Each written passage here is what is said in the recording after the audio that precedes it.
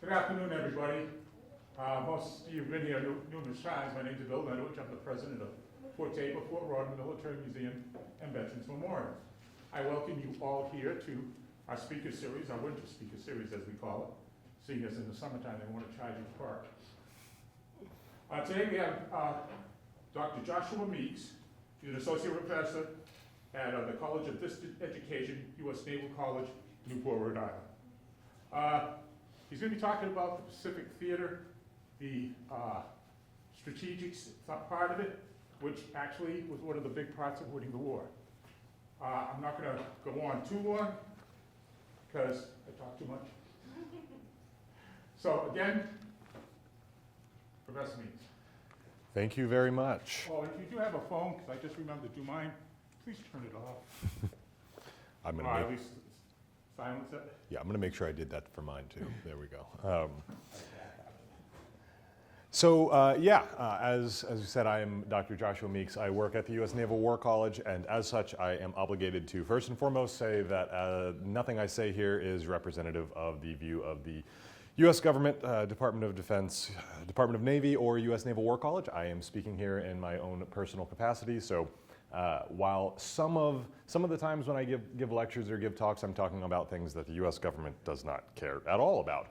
This is one of those that does overlap a good bit with my day job. My day job is as a strategy and policy professor. And we were talking earlier, the way that I would describe this is a lot of the officers that come through my classroom, they're 03s, 04s, and they're coming from tactical areas of expertise. They're very, very good at a very specific thing they do. They won't know what 03 or 04 03s, mid-grade officers. They are usually in the 8 to 10 year mark of their career. Sometimes a little bit earlier, sometimes a little bit later, but this is as they are going on into command. They come to my classroom and they're coming out of tactics, and they're mostly supposed to be learning operations, how to think a little bit bigger. What my job is to try to get them thinking to the next stage. The next stage is where they should be thinking strategically. So that's the way I tend to approach a lot of the material that I engage with. I am a historian by training. I'm actually a Napoleonic War historian by training. So if you have any questions about Napoleon, feel free to ask those as well. But at the U.S. Naval War College, they care less about that and more about this overall transition between thinking about military history as a historical artifact, as something that happened in the past, and how we can use it, how we can use that to understand our contemporary security environment. So you'll see that as I go through the talk today. That's partly what informs my approach to the past, is not just thinking about the past, but also thinking about how we can apply it to the present in a very real, granular sense. Not just lessons learned, but how I can get people to be thinking about it when they go out and fight the next war. So to that end, one of the things what I want to frame the talk about today is hidden victories, cumulative pressure, and the long road to control in the Pacific. I'm not going to go through an overview of the talk at the forefront, but this is let's just say that it's a slightly off-center way of looking at the Pacific Theater. Most likely, I'm going to assume kind of a somewhat basic level of what happened in the Pacific Theater, right? We start with Pearl Harbor, we end with the atomic bomb, right? So the narrative of how we get from point A to point Z at the end of the story usually is told through a history of battles. And that's okay. There's nothing wrong with that. And I'll talk about that as a sequential approach. But the focus that I want to emphasize is that that's not the entirety of the story. There's a lot more that goes on in achieving victory that goes on below the surface. In this case, quite literally below the surface a lot of times if we're talking about submarine warfare. But the overall intent here is how to look at the things that don't necessarily show up on a map, the things that you don't necessarily always read in the history books that are just going to focus on the highlights. Now, I also will say that I am enthralled, and I say this somewhat as a warning, enthralled by the idea of theory. When I look at strategy and when I look at war, a lot of what I'm trying to look at is not just the battles themselves, but the overall connective tissue that combines it, that gives it meaning. How do we approach a question like victory? How do we understand that not just as, oh yeah, there, I won, but why did I win? What does victory mean, right? These are the types of things that really interest me as a historian and as a professor of strategy. So in brief, I just want to talk a little bit about what theory means in this sense. And I'm not going to go too much in detail, but I'm going to be framing the talk around theory and around a specific person's theory that we'll get to in a second. So just a little bit about that overall. Now, when theory happens at the Naval War College, a lot of times we're talking about these two guys at the bottom specifically, about Karl von Clausewitz and Alfred Thayer Mahan. We'll throw in some Julian Corbett. We might throw in some Sun Tzu. We'll even be really kind of crazy and say Mao Zedong as a theorist or Thucydides as a theorist. But these are the two guys that really bear a lot of the weight when we talk about theory. Karl von Clausewitz, in his famous book On War, talks a lot about war as a continuation of politics as other means. And I'm not going to go into all this Clausewitzian theory, but he talks not just about what war is on an operational level, but how we think about war, what war means to a state, to a society, and to a soldier. The same with Alfred Thayer Mahan. When he talks about naval theory and naval warfare, yes, he talks about ships. He does talk a little bit about tactics. You shouldn't listen to him talking about tactics because he ran his ship aground. But nonetheless, right, he is someone who can do the tactical operational level, but when he thinks about war, what he's thinking about is what is the characteristics of a successful nation at war? What is it that makes a state win? Right, these are the deeper questions. So the way in honor of the day that is today, the Super Bowl Sunday, another way to approach that is when you look at a football game, what is it that you are looking at? Are you looking at the highlights? There's nothing wrong with looking at the highlights, right? Like you can look at the highlights and you can get a good sense of how the war or how the battle or how the game was won. I'm not saying that that's the wrong way to look at a game or look at the war. What I am saying is that there's more to it, right? Another way that you can look at a game and get that narrative of the game is by looking at the box score, right? You can look at the box score and you can kind of say like, okay, who passed for this much? Who was the receiver? Who was their primary target? Were there a lot of misses? Or are we talking 60 throws a game? Are we talking 20? What's the completion percentage? And you can get a good sense of the game through looking at the box score, right? So that's partly what I want to do a little bit today is not just looking at the highlights, but looking a little bit at the stat box, if you will. But there's another element that's necessary to understanding how the game was won or how the war was won, and that's the rules. That's the playbooks, right? That's the things that you'll never really see that still inform the shape and nature of the game itself. It's what happened last week. It's what they're looking forward to next week, right? Not in this case next week, but right, these are the type of things that actually do matter beyond the highlights, beyond the box score, even beyond the game itself. So when we think about theory, that's what I want us to want to frame this as, is not just looking at the highlights, not just looking at the battles of the Pacific Theater, not just looking at the big moments that we know and that are critically important. I am not trying to diminish those, but looking beyond that and trying to connect it all together.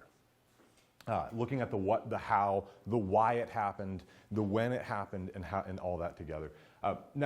When we talk about theory and war, we can talk about a lot of different theories when we think about war. We can talk about what is war, we can talk about who fights war, we can talk about the relationship between violence and people. All of these different things can certainly fall into the theory bucket. For my purposes though, I'm particularly interested in, and when I talk about theory, the theoretical question I want to look at is how do you win, right? And I think that should go without saying that that's a pretty important theoretical question, right? But it's not just how do you win, it's what does winning mean? What does it look like? How do you know when you have won? That seems like a simple thing. Well, I've won when the other guy has said that I've won.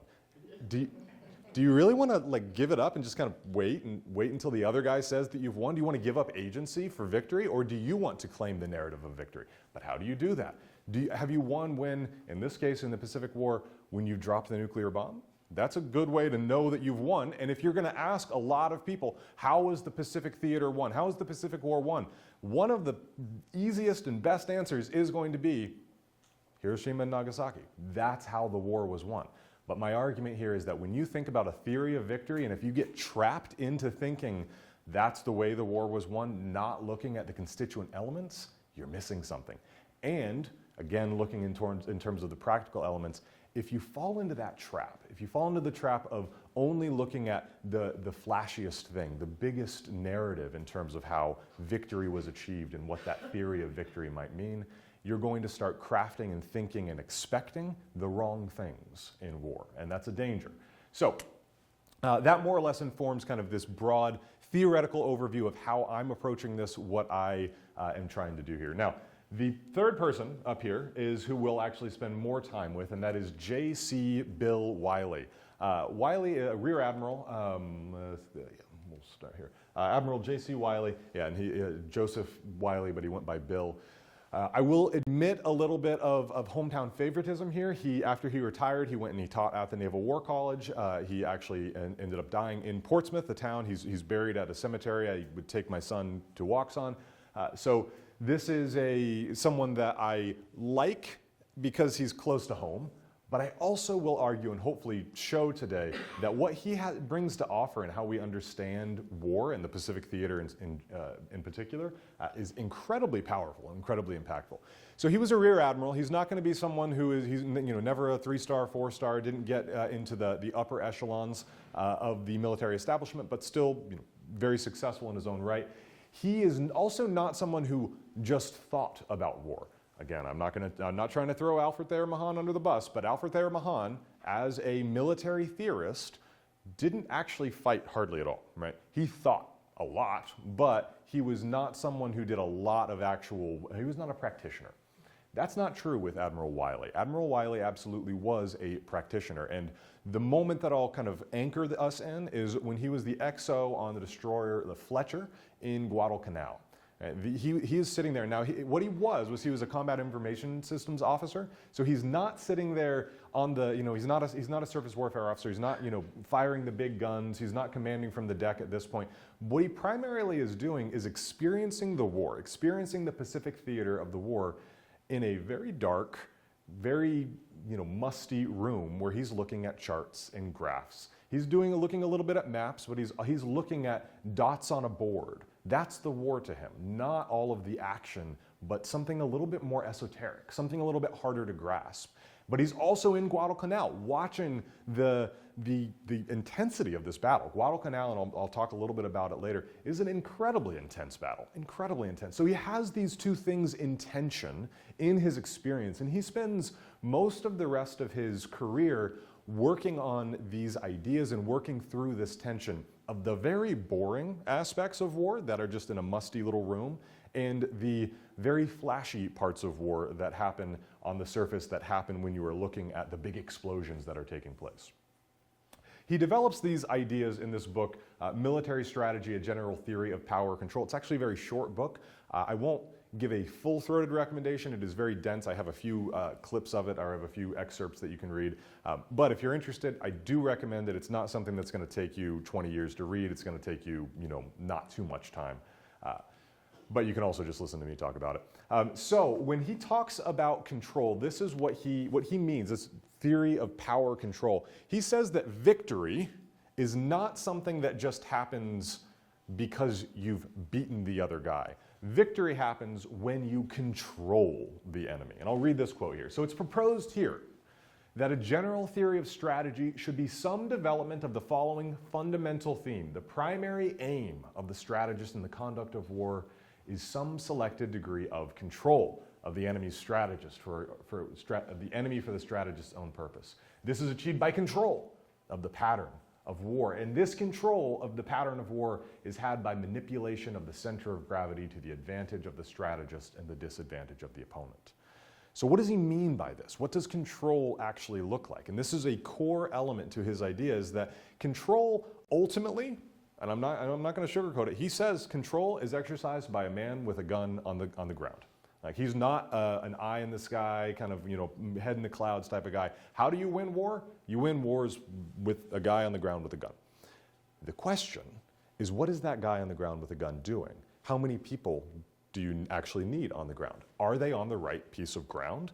How are they supplied? All of those things are just as important as the guy on the ground. Ultimately, the element of control is going to be with that person on the ground. But there's so much more to it than just having one person, just having a person on the ground. So control for him equals victory. It means that you are constraining your enemy's choices in a way that is advantageous to you. At its simplest, that's what it means. How do you achieve that becomes the core of what he develops in this book. And his argument is that there are two ways to achieve control. The first is sequential. Sequential is the step-by-step. It's the ladder, right? It's you are climbing the ladder of war. And that ladder is contested, right? This is, you're not just, oh yeah, la-di-da, I'm going to climb up here and I'm going to achieve victory, yay for me. No, you're climbing and you might get punched in the face and you might go back down a few rungs. But ultimately you know what the next step is. The next step is the next rung in the ladder. In the case of the Pacific Theater, the next step is the next island in the chain. It's the next battle. To win that battle, you have to have won the previous battle. To get to that battle, you have to have won the previous battle. It is logical. It is a sequence of events. And we're comfortable with that. And it's important. It's absolutely critical. There's nothing wrong with a sequential strategy or a sequential concept of victory. But if you, and that's an element of control, right? You have to have control to achieve that. But you also have to have the cumulative control. The cumulative control is the stuff that you can't see. The way that it's often described is sequential effects. There's an arrow that's drawn from point A to point B to point C, right? And usually it's described as a paint splatter. I couldn't find a paint splatter in Microsoft Word or Microsoft PowerPoint, so we did a kind of a splash right here. But the cumulative effects are more of a splatter, more of a splash. They're a lot less focused. They're disparate. They're discrete. They can be all over the place. And how do you gauge that? How do you judge that? Wrong way. Because that's ultimately what he is writing about and what he's wrestling with and that I want to wrestle with today is when you look at the Pacific Theater, and we'll talk about the sequential a little bit, but when you look at the Pacific Theater and you try to judge how much impact these cumulative effects have, how are you supposed to do that? You don't know at the moment that you are having a cumulative impact on your adversary. You hope you are, but as a professional strategist, hope is not a strategy, right? It is not a good strategy to hope that you're having a good effect. You need some way to assess that you're actually having an impact. And with cumulative effects, they are absolutely vital, as I'll showcase today, but they are incredibly, incredibly difficult to assess. And this is, I'll be honest, I don't think Wiley actually resolves this. He doesn't say necessarily, here's how we can assess cumulative effects. What he says is never stop trying. If you stop trying to do cumulative effects, and if you stop trying to assess cumulative effects, you will lose. And the case study here is Japan. Japan loses, in his estimation, in no small part because of this failure right here. They get this. The Japanese get this quite well. They do not understand this, and that is why they lost the war. That is their theory of defeat, if you will. The theory of victory is because we did do a good job at this, but we didn't even know that we were doing a good job at the time. It was only after the fact that we realized how important it was.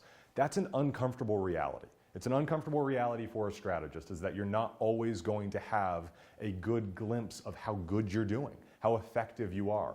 But if you stop trying to do it, you are very much at risk of just losing, right? And then what Wiley is really upset about is that you then ask the question, why did we lose?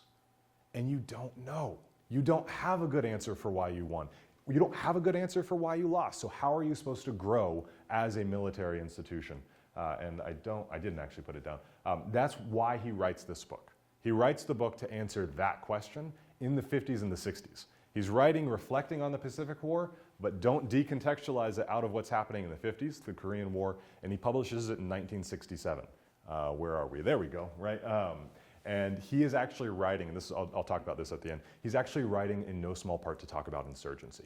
He's trying to say it's so hard to understand why insurgents work or don't work, and we are not well equipped to do it. So let's reframe the way we think.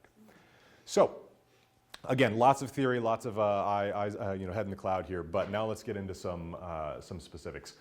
When we look, I cannot go the right way, there we go. When we look at sequential strategies, I'll frame this as the map war, right?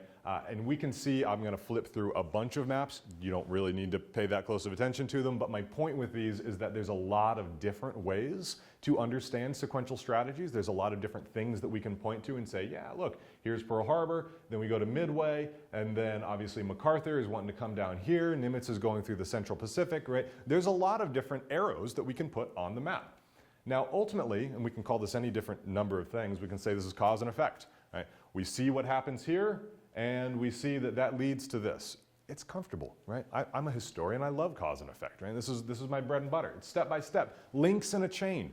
This links in a chain idea is actually a pretty important one because one of the things that a good sequential strategist is going to identify is that there's vulnerabilities that come with this as well.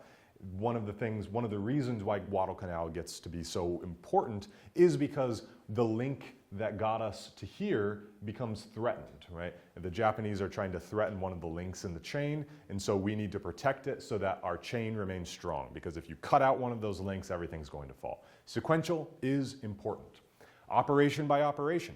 That's how we plan. That's how we teach people to think, is go operation by operation. Think about what's going to happen next, and think about the operation that comes next. Future ops, right, is what it's called, right? There's a whole planning branch about future operations based on sequential strategies. Very important. Another way to frame it would be, one battle after another. We're also in Oscar season, and this one was nominated quite a bit. I found it a little bit slow, but that's neither here nor there. But it is, right? It is like sequential strategies it's just one battle after another. That's what it is. Some of the key elements when we think about sequential strategies and when we think about strategy in general and theories here, it's thinking about concentration. How do you win the next battle? Almost always, it's by concentrating your forces. Now, the Pacific Theater is one of the fun little examples of that not technically being true, because if you'll note, after Pearl Harbor, when we actually start going into the Japanese, we do split. We split our forces. We have MacArthur and Nimitz going two separate ways. Now, there's good reasons why that was a sound strategy, and it has to do with the extent of the Japanese interior lines and their difficulty of managing those interior lines. But these are the types of questions that a sequential strategist needs to look at. Should we concentrate? How much should we concentrate? How do we win the next battle? That's what I need to know. How do I win the next battle? The way that we did this in the Pacific Theater, again, was through cartwheeling, through island hopping, right? Cartwheel down here, do, island hopping here, do. These very effective. Also incredibly costly, because I worry that as I approach this that I'm saying, I'm just hand-waving sequential, that this is stuff that just kind of, it's boring stuff. No, this is vitally important moments of the war. And I'll make this point at the end, you can't win without this, right? We talk about theories of victory, we talk about how to win the war. You're not winning without Iwo Jima, right? You're not winning without Guadalcanal. These are absolutely necessary to achieving victory. But they're not the only part of it, right? And one of the dangers that you have, because let's flip it for a second, one of the dangers that you have is that you start looking for the decisive point. That's a good thing to do, right? We can defend this idea that how do you win? You search for the decisive point, concentrate your forces at the decisive point, and strike hard and strike fast. No problems there. The problem emerges when you only look for the decisive point. And the case in point here, again, is not necessarily the United States, though we have fell guilty of that a few times, but it's actually Japan. The Japanese strategy is a very, very sequential strategy. They know what the next rung in the ladder is going to be. They start here, they're going to keep on hitting, they're going to hit at Midway. They know what the next step is going to be. And what they focus on almost entirely is the decisive battle. There is, in the Russo-Japanese War, is one of the few cases in, I would say, almost naval history in general, in which you actually can say there is a decisive battle. There's a moment at which one side lost and the other side won. And that's the Battle of Tsushima. And again, this is Russo-Japanese, 1905. The Russians are attacking the Japanese are attacking the Russians. Great little limited war. I won't go into it. But the Japanese win this Battle of Tsushima, and they are chasing that high for the next 40 years, right? They want the decisive battle, and they dedicate nearly their entire national effort to that goal. One decisive knockout blow. It's not the worst idea, right? The problem, of course, as hopefully we know, is that their knockout blow here didn't work, right? This was the knockout blow that just didn't work. They miscalculated for a wide variety of reasons that I won't go into, but they thought that the Pearl Harbor would lead to a negotiated settlement. It didn't. It led to a demand for unconditional surrender that we never let go of. Similar with Midway. They said, well, we're going to throw all our eggs in one basket. Yes, we are going to gamble. There's going to be a little bit of risk here. Any good commander is going to accept risk at various points. We know what we're doing. We're going in eyes open. Not technically true. They went in with quite blind, and the United States went in with more eyes open. But that risk was not out of line with their overall strategic conception. They were trying to hit the knockout punch. But what they didn't realize, and what I want to spend most of the time on here, is that in their search for decisiveness, their search for a decision, what did they miss? They missed the fact that they were being poisoned. The entire time they were being poisoned over and over and over again by this slow, cumulative, to use more metaphor, strangulation, right? This is what's going on the entire time for Japan while they're searching for decisiveness. I'm not saying they could have won, but I am saying that one of their great strategic failures is their lack of adaptation. The fact that they did not identify how they were losing the war. They thought they were losing the war because they lost battles, and in reality they were losing those battles and they lost the war in no small part because of the cumulative effects that they failed to identify. So that's sequential. Like I said, lots of different maps. Here's another way we can look at them, simpler maps. We can look at more complex maps where we can, and you can see here, these are the different battles that are very, very important. There's nothing wrong with maps. I love maps. Here's another one. We got the Allied offensive. This is a little bit what I was talking about, a little bit of the two-pronged approach. We have too big of a exterior line. The Japanese couldn't defend in two places at once. They struggled to, and eventually their inability to do so cost them dearly. This one is a good map that shows, as I'll talk about in a second, the combination between cumulative and I went too far, too fast. The combination between cumulative and sequential. This is a map of how close you needed to be to have a safe air raid on Japan.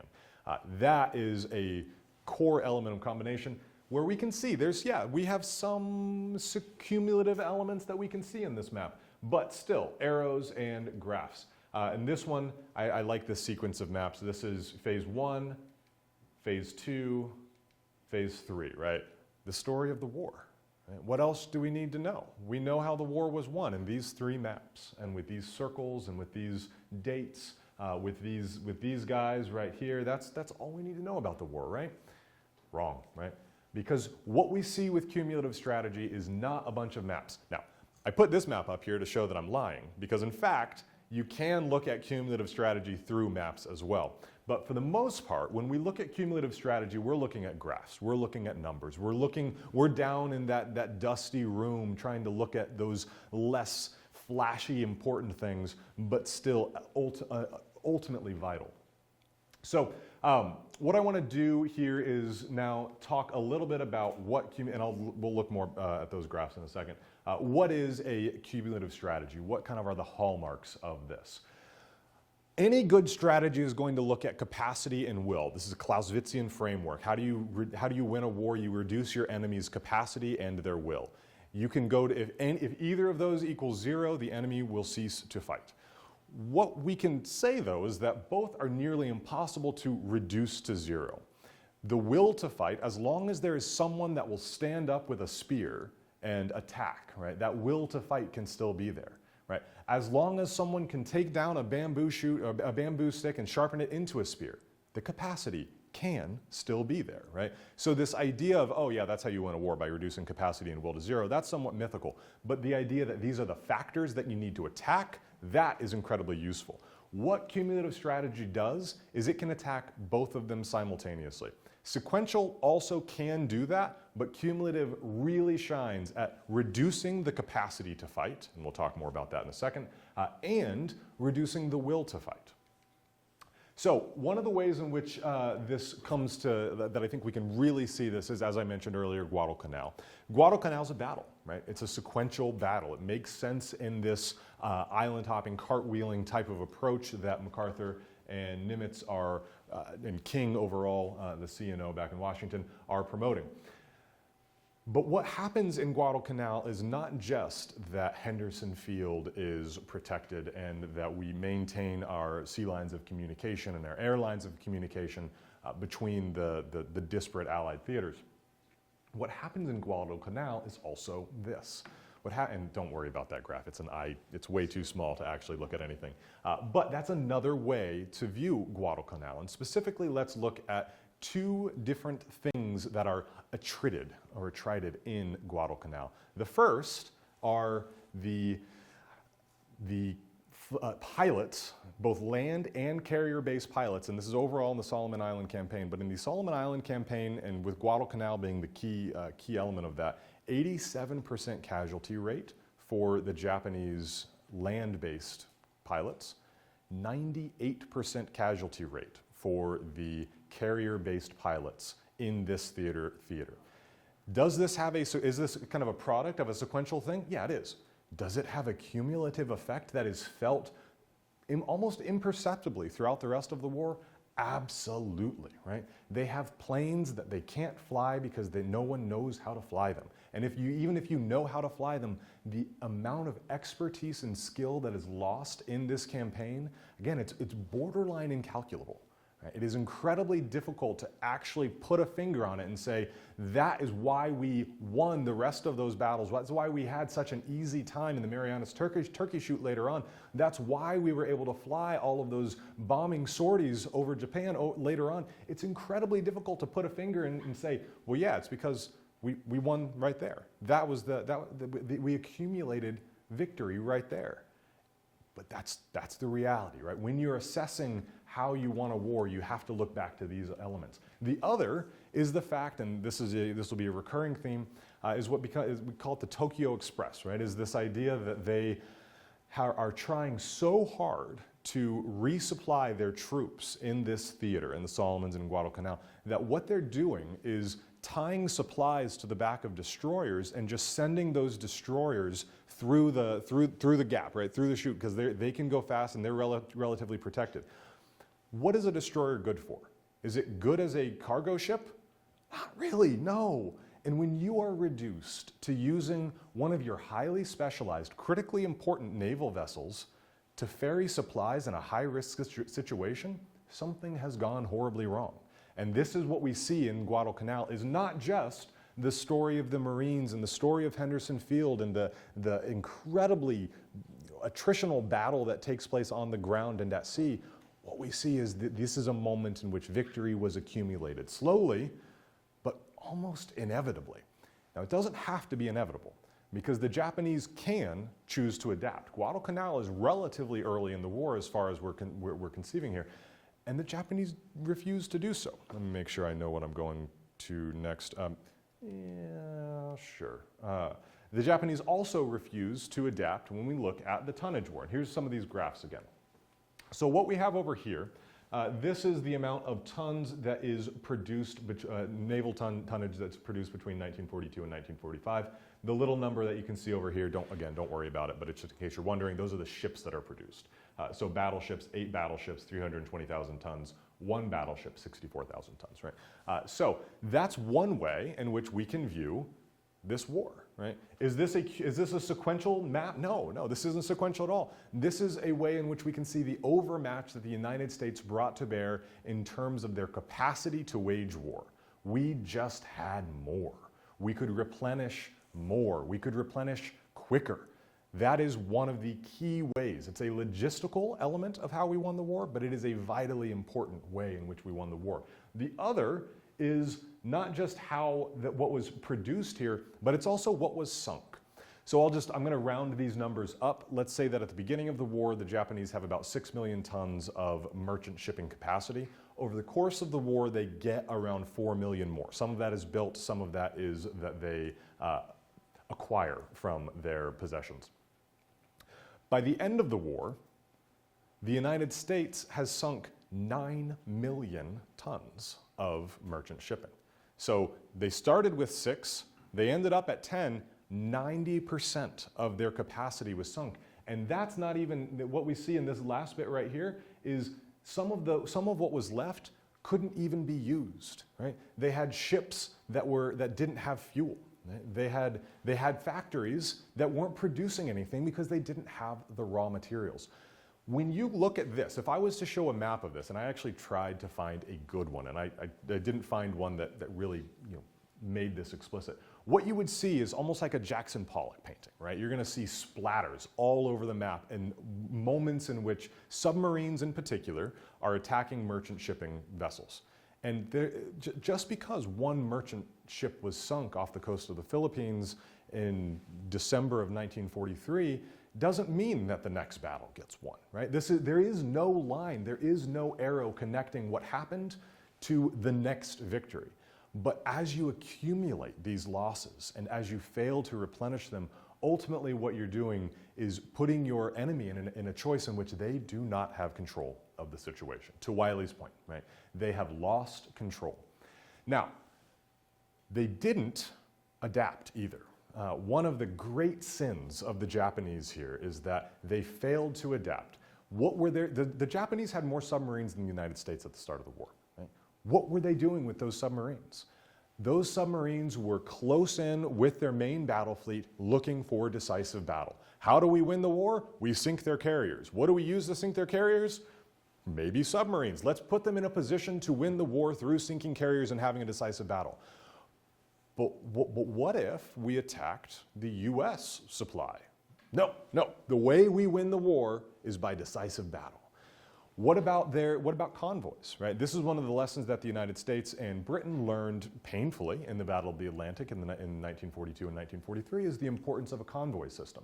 And there was resistance to it on both sides of the Atlantic. There was resistance to a convoy system, but the strength of the United States was in interacting with an enemy and adapting to the risk that they were showing. So convoys. The Japanese instituted convoys in late 1944. Right? They barely had anything to convoy at that point, right? And even those convoys, it takes practice to run an effective convoy, they were not effective. Right? So the failure to adapt when your enemy poses a problem, poses a question to you, and you fail to adapt to that, that is a true strategic sin. So I make this point, I've made this point a few times now because I don't want to make this seem inevitable. I don't want to make this seem that, only the United States was smart enough to have this. War is interaction. War is absolutely an interaction. It's a choice that you make. And the Japanese chose to ignore cumulative strategy, and the United States invested heavily into it. Did they know that it was going to work? No. They had no idea. These charts do not exist during the war. We do not know. We know that stuff is being sunk. It's not until the U.S. Strategic Bombing Survey comes in after the war and actually looks at the books, that's when they see, they had no hope, right? By mid-1944, there was no way for Japan to win the war. But we did not know that. And the last thing, I alluded to it, the last kind of cumulative, we want to look at what is a cumulative strategy. Strategic bombing is a hallmark of a cumulative strategy that is very difficult to actually say that's the effect that it had. Now, Giulio Douhet was an Italian theorist in the 1920s that argued that it could be decisive, that strategic bombing could lead to a decisive victory, right? That it could have a sequentially decisive effect. He also was essentially advocating for, we'll call it terrorism, right? He was saying that the reason why it'll be decisive is that the people will rise up and overthrow the government because they're so mad at the government for failing to protect them. It's a great idea, and we have never seen it occur in air power history, right? People keep trying it, but we don't see it actually happen. What does happen, and what you see with the way in which the United States employed strategic bombing, at first you see strategic bombing for sequential effects. And this is the bombing raids. You'd have about one a month that comes in 1942-43 coming out of Chengdu in China. Right? Very difficult base to actually protect, very difficult base to supply. It was not very reliable in terms of its impact. And so given they had limited ability to use it, they were trying to use it in a very targeted way, and there was not a great deal of effect that occurred. Once those sequential battles took place, and once you actually start to have Saipan, Tinian, Guam, and then once you have Iwo Jima as a base to have the fighter escorts, now all of a sudden, instead of one sortie a month with 40 or 50 bombers, now you're having 4 to 5, and by 1945, you're having one sortie a day with over 100 bombers, right? And this is absolutely devastating. We don't know how devastating. We don't know exactly what the impact is, but we trust that this will accumulate into a decisive but incredibly difficult to assess victory condition. And this is the firebombing of Tokyo. This is, there are a lot of bombing raids that go on. And I'll just do a brief aside here that there are some lessons learned from the European theater that I can talk about later if you want, but one of the lessons that's learned is that it's actually really difficult to target factories. It's not impossible at this time with the technology, but it is difficult. And one of the metrics for success that they used in Europe during the combined bomber offensive was they considered it a hit if they got within 5 miles of the target. Right? And the ratio of success, of hitting, was below 50%. And that was with daytime bombing. So they reassessed, they adapted, and they said, you know what? Let's just start bombing things where every miss can still be a hit. And this is where you start bombing civilian population centers. You can say that that is a war crime, and in fact, it probably is in some cases. In fact, the US actually said, like, hey, yeah, no, we did do that, right? Don't blame the Germans too much for the Blitz, because we did the exact same thing. It's a viable military strategy. The British called it the dehousing campaign, where it's like, we can't hit the factories, but we can hit the houses of the workers. And so when the workers don't have anywhere to live, they won't be able to go to work in the factories, and the factories will slow down. Pretty brutal, right? And this is kind of Duhay in practice. I have many thoughts on this, I'm not going to go on a rant here, but this is a moment in which in Japan, they don't try to do a lot of targeted bombing, they carpet bomb, right? They just say, we are going to just try to reduce your capacity and will simultaneously with very, very little discretion. This is, again, this is kind of an eye chart. I won't go into it too much, but I'll see if I can send these out or something. But this is a really fun map to look at, and by fun, I mean devastating, but this is the Japanese cities that were bombed with their American equivalents and the percentage that they were destroyed. So Osaka, roughly Chicago, 35% of Osaka or Chicago destroyed. Okayama, about the population density and size of Long Beach, about 70% destroyed. Nagoya, 40%. Again, the utility here is imagine that 40% of LA is destroyed, 75% of Tucson, 37% of San Diego, 50% of New York, 35% of Chicago, right? Imagine that that's happening. No Boston. No, I don't think Boston is on there. They was just Boston was just too essential. They couldn't theorize there. But this is like, how does this accumulate, right? This is not just one moment in which these were destroyed. This is a long-standing, very, very brutal, cumulative campaign that wears on both the capacity and the will of the Japanese to make war. What does it do? I'm not actually going to talk too much about this because I think I've made these points more or less, but just to give you some words that I think are pretty important to think of. What is the effect of a cumulative campaign? Suppression, coercion, and perception. And I don't want to diminish that. There is a psychological element to this strategy. You are targeting the will to fight of people and of the state, right? The will of the state to continue fighting.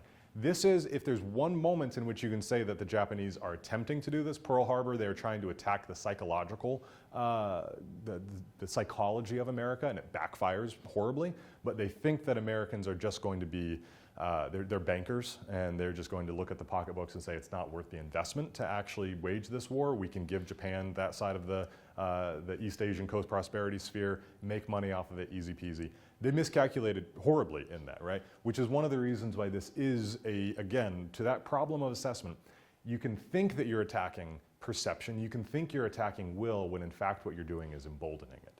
The same thing happens to the United States in Vietnam, where many of the bombs that we dropped did not have the effect that we intended, and in fact created far more insurgents than we actually managed to kill. So though this is part of what it's trying to do, it is also one of the most difficult things to actually achieve.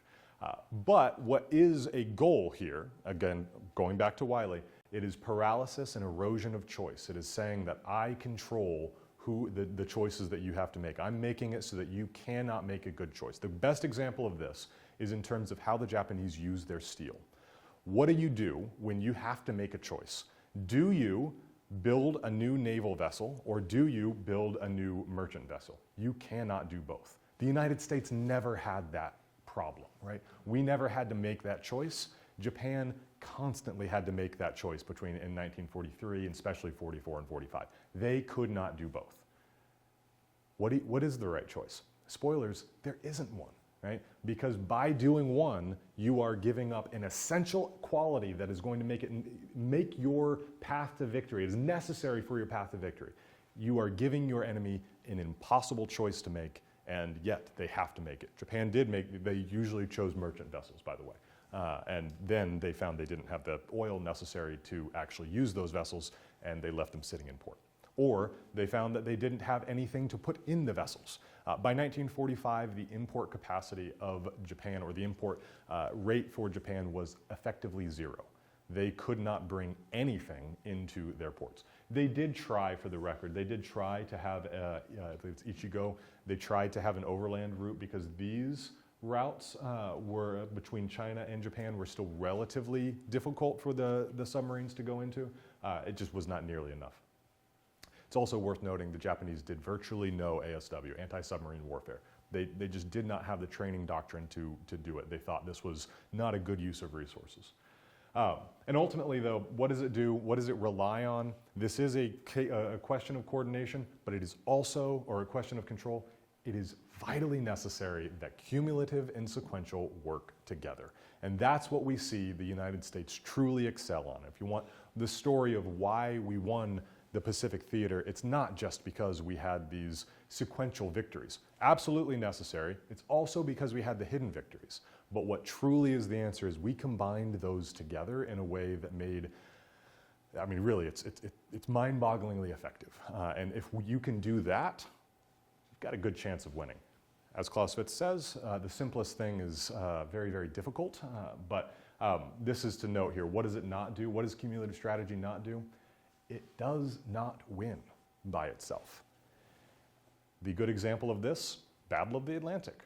The Germans execute a incredibly powerful cumulative strategy in the Battle of the Atlantic, and they have the happy times and then the second happy times, and we can go into all that, but it is devastating. And Churchill says, like, I can look at maps all day long, but what really makes me not able to sleep at night is these terrible graphs and charts. Right? And if you go into the Imperial War bunker, right, he has these graphs about Atlantic shipping. Those are the true terror that's hitting him hard. But what does Germany fail to do? Combine it with any meaningful sequential attack or victory on the British soil, right? They can't do it. Sea lion never happens. So a cumulative strategy doesn't work on its own, but neither does a sequential. This is what Wiley goes on to say. When these cumulative strategies have been used in conjunction with a sequential strategy, directed at a critical point within the enemy structure, this is that center of gravity, right? There are many instances in which the strength of the cumulative has meant the difference between success or failure of the sequential, right? How do you win? You don't just win by having battles. You win by having that undersurface, that connective tissue that makes your victory mean something. When I used to teach undergraduates, I would tell them, when I talk about history, I would say, history is a lot of stuff that doesn't mean anything, right? History is what I had for breakfast. I had something for breakfast. No one cares what I had for breakfast. It was Cheerios, by the way, not Honey Nut, just regular Cheerios. But why do some things matter and some things not? Why do some battles have a decisive impact and some battles seemingly go nowhere? Why does sometimes you put a guy on the ground with a gun and that leads to victory, and sometimes you put a guy on the ground with a gun and it doesn't lead to victory? The answer there is not necessarily about the guy on the ground with the gun. The answer is not necessarily about what you had for breakfast. It's all of that theoretical constructs that make it mean something, that make it matter. And this is not just something that exists in the idea world. This is something that exists and matters in the real world, that it matters how you support those sequential things. So why does it matter? I'm more or less done with my time here. Temptation of maps. This is tempting, right? It's tempting to look at this and know who wins the war, right? We know who wins this war, right? It's not the guys in gray, right? That's not who wins that. There's a temptation in being able to think that you can explain a war through maps. But there's also a temptation of graphs, right? If we stop the graph right here, right? If we stop the graph and start looking at and look at some of these, or even right here, right? We're going to take a look and we're going to say the Germans have an almost insurmountable advantage in the Atlantic. But that doesn't tell the whole story. One of the things that's missing in this case as well that I haven't mentioned is intelligence, right? The ability for the Allies to start to predict where the Germans are going to strike makes it incredibly important. But really what I would argue this all comes down to is how do you know what to look at? How do you know what to look at and when to look at? How do you know when it matters? This is what makes or breaks not just winning a war in the moment, but learning from the wars that you've won, preparing for the next, right? That is where this exercise really matters, is using history, but using history to understand better what's going to happen in the future and to better prepare for what's going to happen in the future. And that means thinking flexible. That means seeing cumulatively and not just hoping, but planning for cumulative success and being able to integrate your sequential effects with your cumulative effects. And hopefully, it'll end up with victory, right? But if you don't know why you got here, if you don't know why the Japanese are surrendering, if you don't know why the atomic bomb was so successful, right? You think, oh, it was so successful because it was a super weapon. That's fair, it was. But this was a super weapon that attacked a hollow core, right? Japan was already effectively defeated. The atomic bomb saved millions, or arguably, saved hundreds of thousands of lives from an invasion, not diminishing the effectiveness or importance of the atomic bomb. But what did it do and why was it successful? Don't just say, yeah, we won because of the bomb. No, we won because of a lot of reasons. Okay, that is, I'll mention this very briefly. As a historian, always important to contextualize, again, Wiley is writing in the 60s. Not only is he writing while thinking about new types of war, looking at Vietnam, he is also writing while thinking, you know who does the best at cumulative effects? It's the Navy, right? So he is writing in defense of the Navy, right? He is saying that the Navy deserves to be invested in heavily. Not to say that it should be that to the exclusion of anything else, but there was talk in the 60s and 70s of saying that, you know, if we're going to be fighting the communists, we need to think about air power and we need to think about land. And he's saying, nope, the Navy matters because we do cumulative better than anybody. Okay, there we go. Questions? A little bit longer than I wanted, but again, I like talking about big ideas, and hopefully I didn't hand wave too many of the interesting things. But happy to answer questions on anything and everything if I can, which is no promises.